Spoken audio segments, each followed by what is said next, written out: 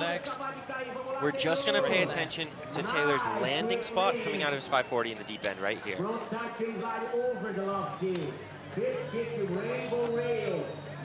That determines the rest of his run, because now he has the speed to do that kickflip Indy. We saw on his last run, didn't have the speed. There's the alley-oop.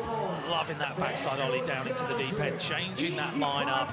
That's giving him access to get 2 hits really quickly back-to-back. Now this final stage is just staying calm and finishing standing up tall. Taking it into that corner. Frontside lip slide. Are we going to see it? Yes, we are. Solid run there for Taylor.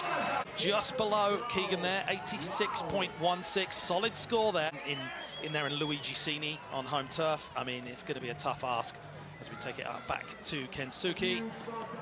We were saying earlier, sometimes his extreme amplitude like that hinders him, but it seems to be working for him in this run. I don't know how he saved that body drive. That was like 10 feet high. Oh, getting it done this time. Struggle with that on run number 1. Keeping that speed into the hip. Big nose grind, that's really what holds this run together. I saw him struggling with that a little bit in quarters. Blunt kickflip fakie. He has 2 seconds left. This last wall does count. Wow. I was thinking a little bit higher, to be honest, because it ticked all the boxes, but hey, I'm not a judge. He just did. Use the last wall, see what happens. It might be a big difference. Currently in second place. Run number 3 for Keegan Palmer. Keegan's one of the few guys that if he's overcooking and pumping too hard, he skates better. Yeah. Whenever I see him calm down too much, I start biting my fingernails. Huge alley-oop, getting over to that extension. It's a long way to get there. Keeping the speed up for the 5. He had a slight over-rotation last run on this front 270. I think he's going to clean it up and have a little more speed this time in the deep end. Such a drifting line there, but huge kickflip Indy over the box. Hipping it from feeble through the corner. And here's something you will not see anyone else do in this contest. Oh, he switched it for a kickflip. 45 seconds on the clock. Straight back in as we saw him start before. I wonder if everybody's going to scream for him as he goes over the pump bump. Huge boneless on that bank wall. Honestly, that's one of my favorite parts of his run. There's a nose bone on that boneless as well, which shows pure skill. Out to backside, tail side. There you go. He's got past where he was. Heel flip Indy. And do you know what? The big part of the run right here is the tray flip. Kick flip Indy this time. Playing it safe. Man 5 over the hip to back lip. You see him drop his foot. Is he going to do another tech trick? Do you know what? I think what he's doing right now are away from the top score. Yeah, he would have liked to be a bit higher. Be okay. He's going to get straight back in. 45 seconds on the clock. Dan Sabino. There we go. It looks like he's going to vary all that round every time he catches it.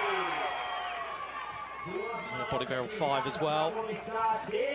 Boosting over into that extension. Dan is absolutely flying right now, and it's that trick right there that he's putting the cat amongst the pigeons. He's taking a way different line than everyone else. Well, maybe the same path, but in a much different order, and it actually changes things up a lot. Well, the thing is, it's not just about the trick itself, it's how you get there with the speed to do it. He's going really fast. He's doing incredibly hard tricks. He's skating great right now. 50-50. Oh, wow, that's such a weird one, that. To feeble fakie. You never see that, ever. It looks like an accident. Yeah, where's he going to adjust? How can he improve that? Just stand out. Let's get into Gavin. We'll touch on that when we get back to Dan. Oh, there's a big chicken wing. Huge Madonna. You hear that tail clacking on the way in. And this is where Gavin is actually so strong in this bowl, because the size of the transitions, I think, fit his skating really well. Big backside tail slide.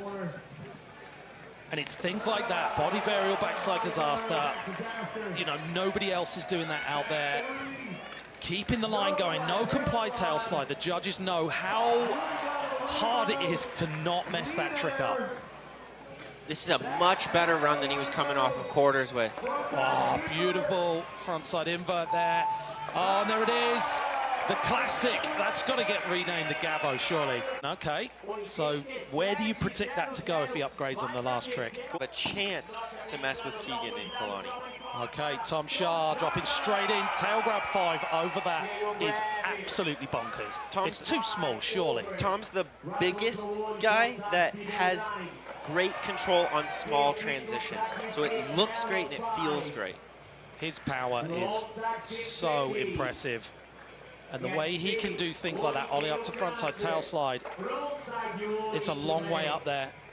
A lot of people seem to buy time in the flat bottom between tricks, but it looks like Tom, when he's in the air, that's when he relaxes, that's when he resets. I think that comes from a long history of skating mega ramps while growing up.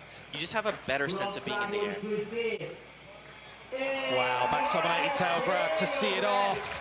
So just below Keegan there. And I think it's going to come down to that last trick upgrade, right? Egoitz Bijueska. So much speed on the roll in there. That's that big gap in the middle of the course that I was talking about, that Gavin didn't use.